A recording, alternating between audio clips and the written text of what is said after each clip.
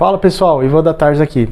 Hoje eu vou dar uma dica para vocês de como testar motores de ventilador de condensadoras. Basicamente, nos aparelhos de ar-condicionado, nas condensadoras, a gente encontra dois tipos de motores do ventilador. Aqueles alimentados por corrente alternada, aquela que vem direto da rede elétrica, conhecida como AC, ou aqueles alimentados por corrente contínua, DC. Basicamente, o funcionamento de todo motor é converter a energia elétrica para a energia mecânica, e isso ocorre graças ao eletromagnetismo.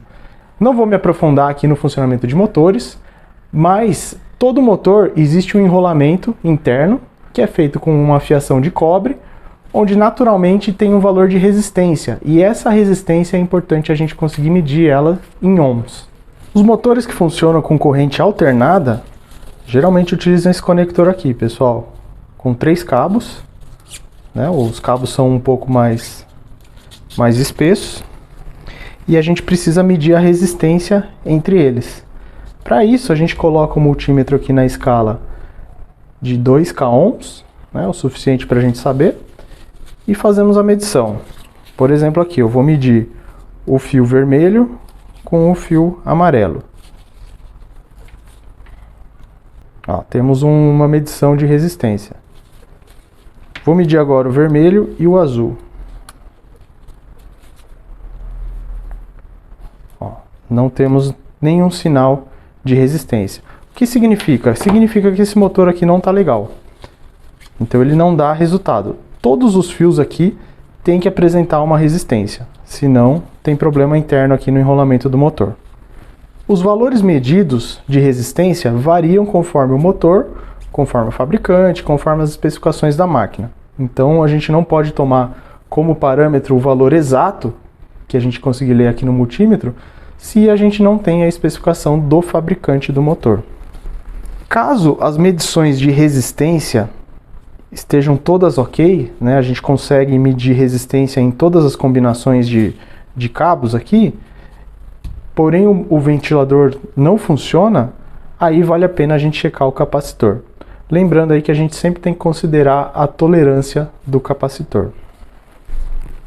Já os motores alimentados com corrente contínua, eles têm um terminal diferente. A gente vê geralmente esse conector com 5 fios e os fiozinhos são um pouco mais finos. É possível também a gente medir a resistência entre os fios, só que pelo fato dos fios serem mais finos, o conector geralmente é mais compacto e fica difícil a gente medir e tocar a ponta do terminal com a ponta de prova do multímetro. Bom, um teste simples, pessoal, que a gente pode fazer para saber se o motor está com algum problema interno é utilizar um simples LED.